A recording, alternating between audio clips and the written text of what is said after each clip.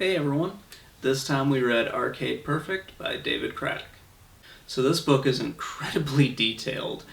David goes over the ports for a bunch of arcade games onto various home consoles, and he uses this as a way to kind of tell arcade history and also a little bit of video game history as well. So we start off in the 70s with Atari trying to port Pong to home consoles, basically making those dedicated Pong consoles. It's a story I've heard a lot of times, so it really wasn't anything new. When we move on to the 2600 and he starts talking a little bit about Pac-Man, again, it was a story that I've heard of. David tells that one much better, and he goes into a bunch of things that I didn't know as much about as the rest of the story, so it was pretty interesting to at least read that. What is kind of fun is he doesn't just focus on like the home console ports, he focuses a lot on handhelds as well, and talks about a lot of the difficulties with trying to translate let's say, a fighting game to the Game Boy, where you don't have anywhere near enough buttons to actually pull this off.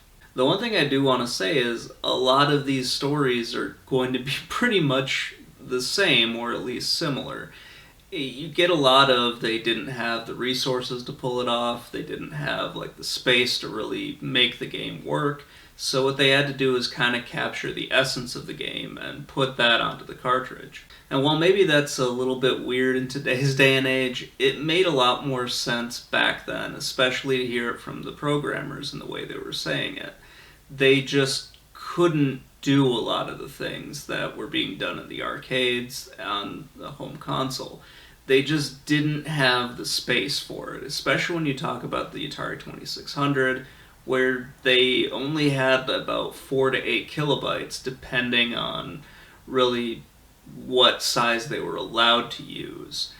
And you hear some of the programmers' frustrations in this book where they're saying we just couldn't get management to say, yes, use an 8 kilobyte ROM instead of a 4 kilobyte because of a cost issue.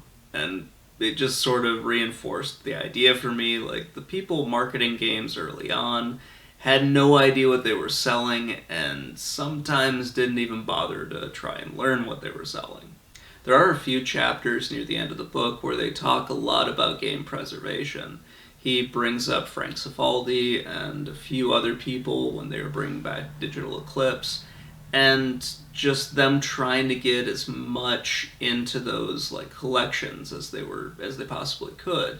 There's a lot of talk about preserving the history of the games and that sort of thing. And I found those chapters to probably be the most interesting out of all of this. So that's going to wrap it up, guys. I think David did a great job with this book, and for the most part, it was really interesting to read. Again, a few parts where I was sort of like, okay, let's move on, but whatever.